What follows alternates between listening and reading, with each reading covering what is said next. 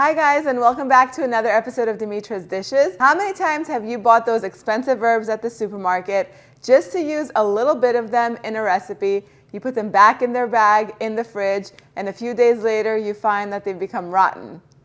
It's happened to me many times. Or do you grow your own herbs and just don't know what to do with all the abundance? Well, on today's episode, I'm going to teach you how to preserve those herbs. There are a few ways to do it. I'm going to show you my favorites. We're going to begin with oregano. I said I grow oregano. I have oregano in my backyard, but my husband and my kids take care of it. It grows like crazy, and we always have tons of it.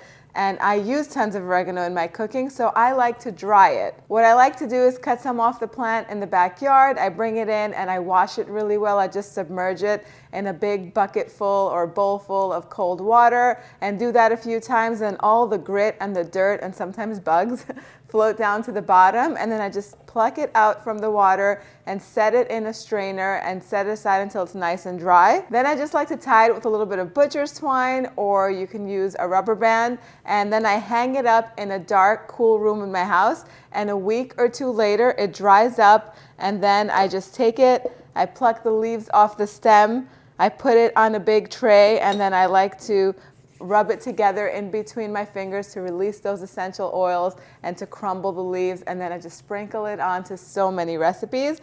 Another way to dry oregano is just to do the same thing. You may have to make sure you wash it really well before you dry it. Place it on baking trays, making some flat rows, and then set it out in a dry part of your house, and in 2 or 3 days the leaves will dry up and become brittle, and you do the same thing. You take the leaves off of the stem and you rub them in between your fingers to release the essential oils and to crumble them, and it stays fresh in an airtight container in your pantry up until a year. Now, oregano does not last a year in my house. We run through this stuff really fast because if you follow me on this channel, you'll see it in almost all of my savory recipes. Another thing I like to dry is dill. I have fresh dill over here. Dill is pretty expensive when I buy it at the supermarket, and I don't always have it in my backyard. And when I find it on sale, I buy lots and lots of it, and I dry it in the same way that I dry oregano. Oregano and dill retain lots of their flavor when they're dried, so you'll see me using them in the dry version in lots of the recipes on here. Other herbs that dry well are rosemary, thyme, sage, and marjoram. Those herbs you could do the same thing like I did. As a matter of fact, I do have some rosemary here, and I like to dry it and the same way that I just told you, and I like to put it in breads. It tastes delicious in breads, so much flavor. That's how I preserve those herbs. Now we're going to move on to basil. I have lots of basil in the backyard. I also buy lots of basil. This is baby basil that I have in my backyard. It's the most common basil that's grown in Greece. You'll see it if you go outside of almost everybody's house. It actually repels mosquitoes too. The way I like to store this is to freeze it. Now I have lots of recipes on the channel with pestos, so you can make any of those recipes and freeze it either in Ziploc bags or put it in little ice cube trays, and then just drop a cube or two in pasta dishes or stews, and it just brightens them up and makes everything taste so much better. You can dry basil too if you want, but I do prefer to freeze it, as I prefer to freeze fresh parsley and scallions. Now, I go through lots and lots of scallions in my recipes. It's better to use the preserved herbs in recipes where you're going to be cooking them. That's my favorite way to use them, and I cook with lots and lots of scallions. What I like to do is chop them up finely and put them on a baking tray that's lined with parchment paper in a single layer, and pop it in the freezer for a couple of hours or overnight until it's frozen. Then I gather up all of the scallions and I put them in freezer safe bags. Make sure your bags are labeled, because sometimes when those herbs freeze, they all look the same. So it's always nice to have them labeled. So that's how I do my scallions. And I like to do the same thing with parsley. I just clean the parsley well, finely chop it, put it in layers on baking trays lined with parchment paper, freeze it. Once it's frozen, put it in freezer safe bags, labeled, and then you're ready to use parsley in so many recipes. Another way I like to do it is to freeze them in ice cube trays. Let me show you how I do it. With mint, I like to do it 2 ways. So I like to pluck the mint leaves and put them in an ice cube tray, maybe 3 or 4 in each little compartment of the ice cube tray. You can do the whole ice cube tray like that, because what I like to do with it is pour water over them once the tray is full and then freeze it. And then I have little mint ice cubes that I can serve alongside drinks. You could just put it in a glass of water as a nice refreshing drink during the day. Put a lemon slice in there and serve it. It's so nice to have. Just gather up all the leaves. It's much easier to chop up herbs if the leaves are all bunched up into one little bunch, and then finely chop them. And then you could just take a little bunch of herbs, a little bunch of mint, and just put it in each portion of the ice cube tray. Now you can do this with parsley, you can do this with basil, you can do this with any other herb that you like that I just talked about freezing, cilantro, you could even do this with rosemary. And then you take some water and you just pour it right over the herbs. And then you set it in your freezer until they're nice and frozen. Once they're frozen, pop them into freezer-safe bags, and they will stay fresh in there for 2 to 3 months. So we spoke about drying rosemary, but you could also freeze rosemary. And my favorite way to freeze it is either in a compound, a butter compound that I'm going to show you in a little bit, or freezing them in ice cube trays. Instead of using water, using some oil. So what you're going to do is take the leaves off of the rosemary stem.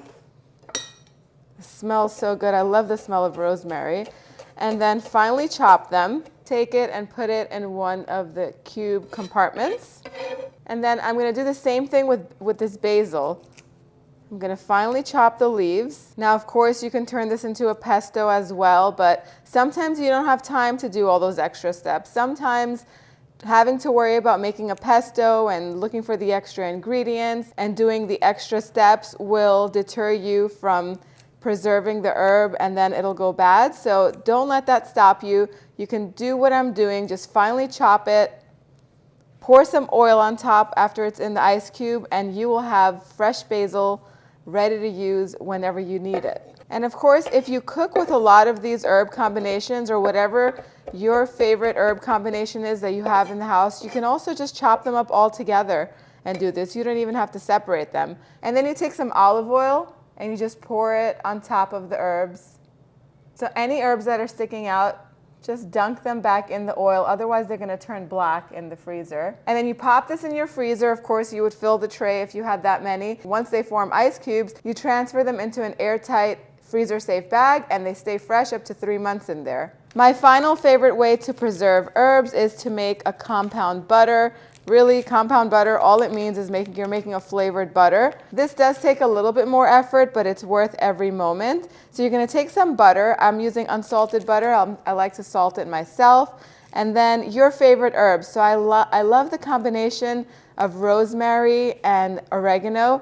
I love to make poultry with that seasoning combination.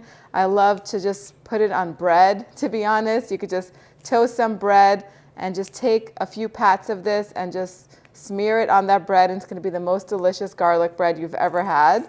You can do many, many things with it. Put it on fish. But basically what you do is you take the herbs and you remove them from the stem. Let me move the parchment paper to the side. And then you're just going to gather them all together and very finely chop them. So take all of the chopped up herbs and put them on top of the butter. I like lemon zest on this. These are all things that I have in the house all the time, so that's why I'm using them. If you don't have one of these ingredients, just swap them out for something else that you do like. And then, of course, garlic. 2 garlic cloves. I'm just going to grate them over this butter herb mixture. And then you season it with some salt. You can add some black pepper if you want. And then you just mash this all up. Mix it all together. Now, of course, you could do this in a separate bowl, and it might be a little bit easier. But I don't feel like washing anything extra, so I'm doing it in the same parchment that this is going to freeze in. And then just push the mixture to the edge of the parchment. Now, of course, you can go in and taste it and see if it needs a little more seasoning, like more salt, or if you want to add pepper to it. And then we're going to roll it up to make a little log.